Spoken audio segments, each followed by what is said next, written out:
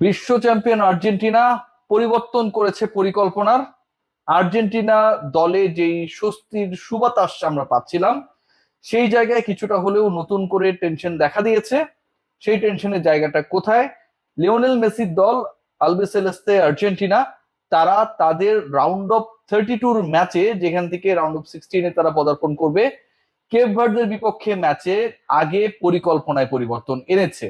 এবং প্রত্যেকটা জায়গায় এই যে আর্জেন্টিনা কেন্দ্রিক যে আলোচনাগুলো হচ্ছে, আর্জেন্টিনার পরিকল্পনার পরিবর্তনের কথা বলা হচ্ছে, আর্জেন্টিনার শিবিরে কিছু সুসংবাদ শেষ পর্যন্ত হয়তো তাদের দলের পক্ষে নাও যেতে পারে, স্যাডেস্ট কিছু ইস্যুস সামনে চলে আসছে। প্রত্যেকটা জায়গায় একটা নাম বারবার আসছে, সিরিয়াসলি এই ডিসকাশনটা করা দরকার। এবং সেই নামটা হচ্ছে, আপনারা সবাই জানেন যে কোয়াকু বানসাম। কোয়াকু বানসাম, ঘানার কুখ্যাত তান্ত্রিক ওঝা কোয়াকু বানসামকে নিয়ে আলোচনা হচ্ছে। এবং আলবিসেলেস্তেরা কেপ ভার্দে ম্যাচে নামার আগে তিনি এবং তার সংক্রান্ত ইস্যুগুলো নিয়ে কিছুটা হলেও, যদিও ব্যাপারগুলো এখন পর্যন্ত শতভাগ প্রমাণিত না, মানে এগুলো কোনো সাইন্টিফিক ব্যাখ্যা আপনি পাবেন না, সচেতন। আমি একটু ক্লিয়ার করি যে কোয়াকু বানসাম হুট করে তো ইম্পর্টেন্ট কেন হয়ে গেল।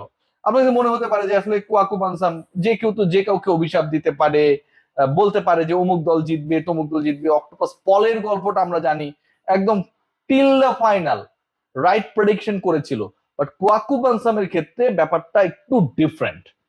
ঘানার এই কুখ্যাত তান্ত্রিক ইংল্যান্ডের বিপক্ষে যখন ঘানা মুখোমুখি হয়েছিল, ঠিক সেই ম্যাচের আগে বলেছিলেন যে এই ম্যাচটাকে কেন্দ্র করে তিনি ব্ল্যাক ম্যাজিক করবেন।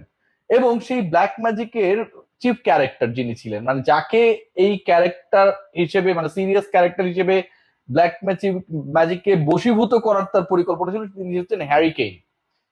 হ্যারি কেইন গোল পাবে না, ইংল্যান্ড জিততে পারবে না। এবং এই যে কথাটা তিনি বলেছিলেন, এটা শতভাগ প্রমাণ হয়ে গেছে। ঘানার বিপক্ষে ইংল্যান্ড ওই ম্যাচে জিততে পারে নাই। ম্যাচটা end of the day draw হয়েছিল, পয়েন্ট ভাগাভাগি করতে হয়েছিল। এই ম্যাচের শেষে কোয়াকু বানসাম বলেছেন যে আমি হ্যারি কেইনকে আর ইংল্যান্ডকে মুক্ত করে দিলাম। তার কনসার্ন ছিল তার দেশ, তার দল ঘানাকে কেন্দ্র করে। ঘানা ম্যাচে যখন তার কথা মতো যে কথাগুলো তিনি বলেছিলেন, যে ভবিষ্যৎবাণী তিনি করেছিলেন, যে ব্ল্যাক ম্যাজিক তিনি করেছিলেন, সেটার বাস্তবায়ন হয়েছে অ্যাকর্ডিং টু হিজ প্রেডিকশন। এরপর তিনি বলেছেন যে আমি ইংল্যান্ডকে অ্যান্ড হ্যারি কেইনকে মুক্ত করে দিলাম। ওই ম্যাচের পর ইংল্যান্ডের ম্যাচেস ছিল পানামার এগেনস্ট, এবং পানামার বিপক্ষের সেই ম্যাচে ইংলিশরা জয় পায়, হ্যারি কেইন গোল পান। এবং সবচেয়ে ইন্টারেস্টিং পার্ট, যেটা সবশেষ যে ম্যাচটা ইংল্যান্ড খেলেছে ডিআর কঙ্গোর বিপক্ষে, যেই ম্যাচে তারা পিছিয়ে ছিলেন, যেই ম্যাচে ইংল্যান্ডের মানে 66 এর পরে পিছিয়ে পড়ার পরেও তারা নকআউটে ম্যাচ জিতে বের হয়েছে, প্রথমবারই ঘটনা ঘটেছে। সেই ম্যাচে ইংল্যান্ড শেষ পর্যন্ত 2-1 জিতেছে। প্রপার টাইমে খেলা শেষ হয়েছে, হ্যারি কেইন 2 গোল করেছেন এবং অসাধারণ পারফরমেন্স দেখিয়েছেন। যে হ্যারি কেইন ঘানার এগেনস্টে কোয়াকু বানসামের যেই তন্ত্রমন্ত্র, সেটাই তিনি বোতলবন্দি হয়েছিলেন। কিন্তু পরের ম্যাচগুলোকে যখন বলা হচ্ছে যে তাকে মুক্ত করে দেওয়া হয়েছে, তিনি স্কোর করছেন, ইংল্যান্ড ভালো করছে।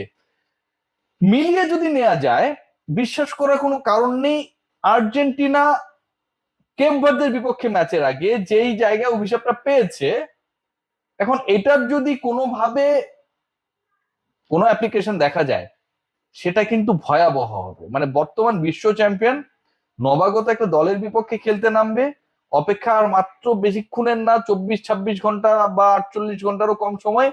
সেইখানটায় ইংল্যান্ড কেন্দ্র করে কোয়াকু বানসামের যেই পপুলারিটি এসেছে, আর্জেন্টিনা যদি হেরে যায় তিনি সুপার পপুলার হয়ে যাবেন।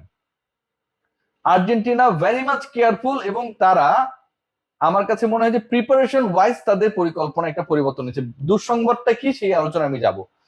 সেই চেঞ্জেসটা কি, সেই পরিকল্পনার পরিবর্তনটা হচ্ছে, তারা, আপনারা সবাই জানেন যে কানসাস থেকে তারা আলটিমেটলি মায়ামিতে আসবে, এবং এখানটাই আসলে ইন্টার মিয়ামির হয়ে হচ্ছে লিওনেল মেসি তার মেজর লিগ সকারের যে ক্যারিয়ার সেটা শুরু করেছেন। এই লিগকে কেন্দ্র করে, এটার ইন্টেন্সিটিকে কেন্দ্র করে অনেক ধরনের মানে আলোচনা ছিল যে আসলে লিওনেল মেসি যেই মানে ইন্টেন্সিভ লিগের মধ্যে রয়েছেন, সেখান থেকে সেই পারফরমেন্সকে ওয়ার্ল্ড কাপে কনভার্ট করা কতটুকু সহজ, কতটুকু কঠিন।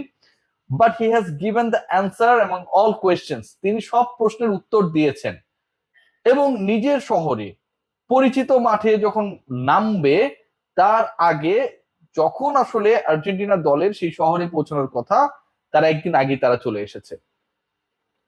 দুঃসংবাদের জায়গা যেটা, মানে যেটা নিয়ে আসলে টেনশনটা বেড়েছে লাস্ট মোমেন্টে, যতটুকু খবর পাওয়া যাচ্ছে ইন্টারন্যাশনাল মিডিয়া থেকে, যে ক্রিস্টিয়ান রোমেরো, যাকে কেন্দ্র করে আসলে আর্জেন্টিনার ডিফেন্সের একটা বড় ভরসা, এবং ডিফেন্স লাইন আপে এরকম একটা ম্যাচের আগে ক্রিস্টিয়ান রোমেরোকে ডেফিনেটলি যে কোনো কোচ, যে কোনো ক্যাপ্টেন চাইবে।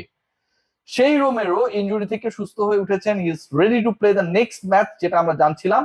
বাট এখন যে খবরটা জানা যাচ্ছে তাতে রোমেরো নেক্সট ম্যাচে খেলার জন্য ক্যাপেবল হলেও, ফিট এনাফ হলেও, he is not fit enough to play the match from the start.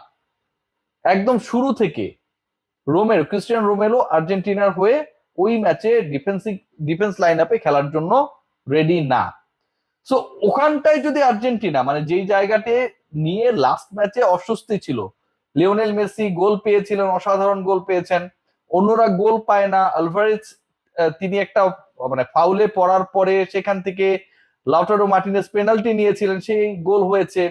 আমরা দেখেছি যে মানে খুবই গুরুত্বপূর্ণ একজন ফুটবলার যার লাকটাই সবসময় খারাপ থাকে, জিওভানে লো সেলসো, তিনি 18 ওয়ার্ল্ড কাপে বেঞ্চে বসেছিলেন, 22 ওয়ার্ল্ড কাপে ইনজোর্ড ছিলেন, 26 ওয়ার্ল্ড কাপে তিনি এসেছেন।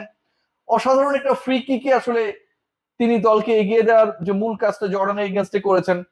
সো সব দিকের স্বস্তি থাকলেও ডিফেন্স নিয়ে অনেক বেশি অস্বস্তি ছিল, কারণ নিকোলাস ওটামেন্ডির পারফরমেন্স নিয়ে আর্জেন্টাইন ফ্যানরা কিংবা নিউট্রালি যারা আসলে অ্যানালিসিস করছে এবং ম্যাচেস গুলো ফলো করছে, নো ওয়ান ওয়ার হ্যাপি, কেউই হ্যাপি ছিল না। এবং এই হ্যাপিনেস না থাকার কারণটাই হচ্ছে তিনি আসলে তার রোলটা প্লে করতে ব্যর্থ হয়েছেন। ওই জায়গাটায় ক্রিস্টিয়ান রোমেরো যেভাবে খেলেছেন বা যেই স্ট্যান্ডার্ডটা সেট করে গেছেন, ওটামেন্ডি সেটার ধারে কাছেও নেই। সো পরের ম্যাচেও আসলে রোমেরোকে আসলে শুরু থেকে পাওয়া যাবে না বলেই মনে হচ্ছে। পরবর্তীতে হয়তো তিনি সাবস্টিটিউট হিসেবে নামবেন, এটা একটা আর্জেন্টিনার জন্য সেটব্যাক হতে যাচ্ছে। গেম প্ল্যানে চেঞ্জ আনা হয়েছে, আগেই তারা চলে এসেছেন, এবং যে প্র্যাকটিস সেটাও ক্লোজ ডোর, এটা দেখার কারো কোনো ধরনের সুযোগ নেই কোন প্ল্যানে, কোন ফরমেশনে, কোন লাইন আপে আসলে আর্জেন্টিনা খেলবে, নো আইডিয়া অ্যাবাউট দ্যাট। এবং একই সাথে আবারও বলছি, কোয়াকু বানসাম তিনি যেই ভবিষ্যৎবাণী করেছিলেন সেটা একটা বড় টেনশনের কারণ, কারণ ইংল্যান্ডকে কেন্দ্র করে তার ভবিষ্যৎবাণী ফলেছে।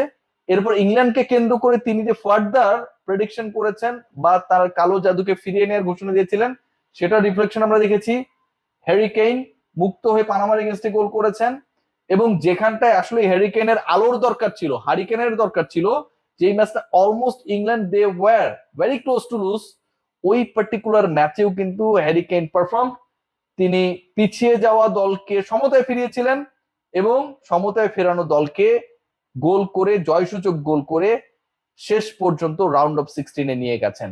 Let's see what happen Argentina Cape Verde ম্যাচে। কোয়াকু বানসাম বলছে আর্জেন্টিনা হেরে যাবে। নিশ্চয়ই একটু হলেও টেনশন থাকা উচিত।